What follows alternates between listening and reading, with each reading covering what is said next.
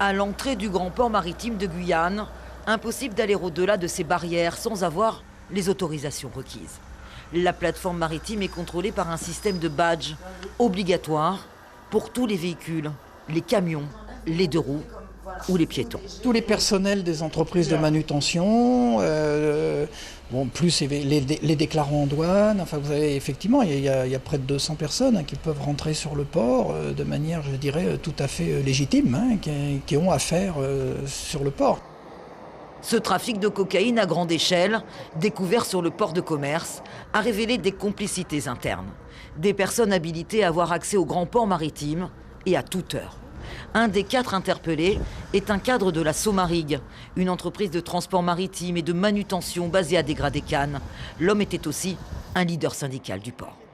Ce 1er octobre à 22h30, un bateau est à quai en train d'être chargé. Le ou les complices auraient profité de ce que l'on appelle un bord à quai pour dissimuler les 594 kilos de cocaïne dans un container en partance pour la métropole. Effectivement, on peut ce qu'on appelle empoter, c'est-à-dire charger les containers ou finir le chargement du container en bord à quai, juste avant son embarquement.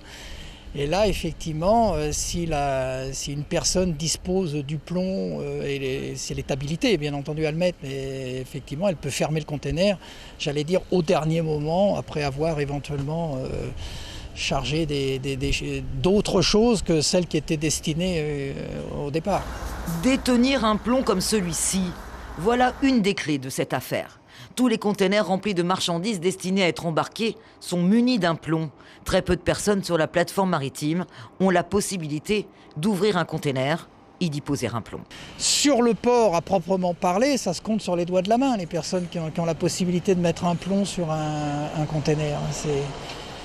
Il faut vraiment détecter la bonne personne et ensuite, parmi ces bonnes personnes, celle qui acceptera de se livrer à des pratiques délictueuses même.